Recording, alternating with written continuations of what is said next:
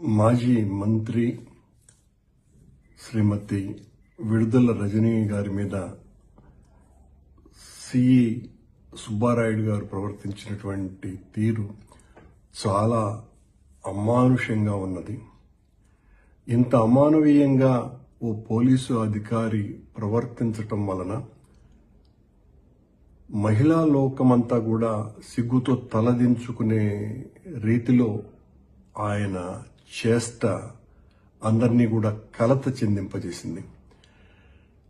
ఒక శాసనసభ్యురాలిగా, మంత్రిగా, మొత్తం ఆంధ్ర రాష్ట్రానికంతా కూడా సుపరిచితమైనటువంటి ఆవిడ మీద ఓ పోలీసు అధికారి అయ్యుండి చట్ట వ్యతిరేకంగా ఆవిడ సిఐ గారు ఏంటిది అని కనీసం అంటే ఓ 30-40 సార్లు అడుగుతూ ఉంటే ఆవిడకు సమాధానం కూడా చెప్పకుండా ఆయన ప్రవర్తన తెలుగుదేశం పార్టీ అధికార గర్వంతో ఏమైనా మేము చెప్పినా చేసినా జరుగుతుంది అని పై స్థాయిలో ఉన్నటువంటి రాజకీయ నాయకుల ఒత్తిడితో సుబ్బారాయుడు గారు ఈ రకంగా ప్రవర్తించడాన్ని మొత్తం అందరూ కూడా తీవ్రంగా ఖండిస్తున్నారు.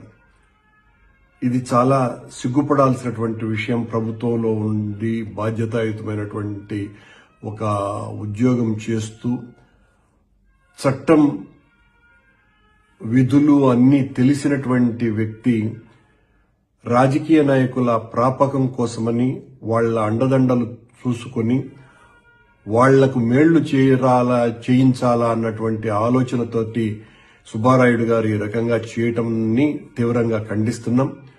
ఇలాంటి చర్యలు పునరావృతం కాకూడదు. ఇవన్నీ కూడా రెడ్ బుక్ రాజ్యాంగంలో భాగమనే ఖచ్చితంగా అనుకోవాల్సినటువంటి పరిస్థితి. లేకపోతే ఒక మాజీ మంత్రి గారి మీద, అందులోనూ ఒక బీసీ మహిళ మీద ఓ చిన్న స్థాయి పోలీసు అధికారి అయినటువంటి సుబ్బారాయుడు గారు కారు దగ్గర ఆయన ప్రవర్తన కూడా ఎంత అనుచితంగా ఉన్నది.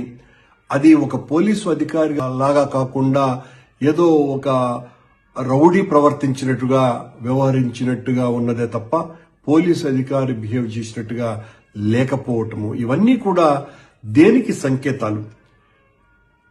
తెలుగుదేశం కూటమి ప్రభుత్వం చేస్తున్నటువంటి గత 11 నెలలుగా వైఎస్ఆర్ కాంగ్రెస్ పార్టీ నాయకుల మీద, కార్యకర్తల మీద ఈ రకమైనటువంటి కేసులు బనాయించి వాళ్ల పట్ల అనుచితంగా ప్రవర్తించి భయోందోళనలు సృష్టించి ఒక భయానక వాతావరణాన్ని వైఎస్ఆర్ కాంగ్రెస్ పార్టీ కార్యకర్తలు, నాయకులు అందరిలోకి తీసుకురావాలన్నటువంటి తలంపుతోటి వాళ్లు చేస్తున్నటువంటి కార్యక్రమాలు అన్నీ ఇన్నిగా.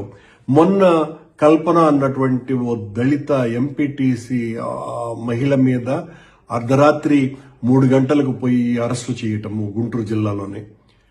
ఇలా మహిళలను చూడటం లేదు, చిన్నపిల్లల్ని చూడడం లేదు, విద్యార్థుల్ని చూడడం లేదు.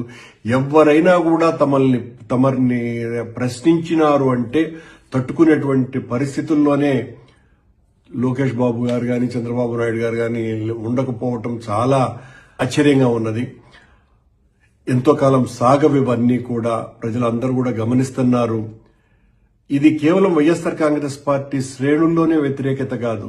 మొత్తం ఆ వీడియోలు చూసినటువంటి ప్రతి ఒక్క తెలుగు హృదయము కోపంతో రగిలిపోతున్నది, ద్రవించిపోతున్నది. ఏమిటి ఈ రకంగా జరుగుతున్నది అనే ఆవేదనతో వాళ్ళందరూ కూడా చర్చించుకుంటున్నారు.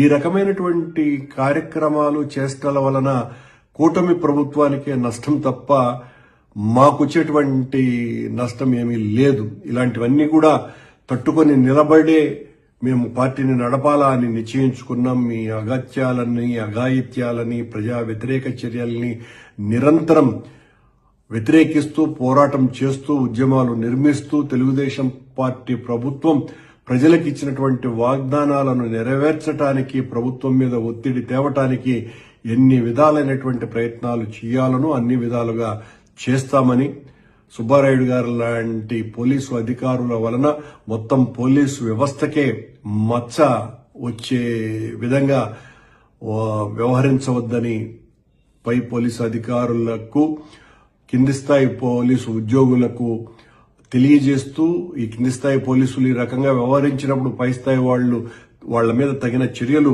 తీసుకోవాల్సిందిగా కూడా డిమాండ్ చేస్తున్నాం.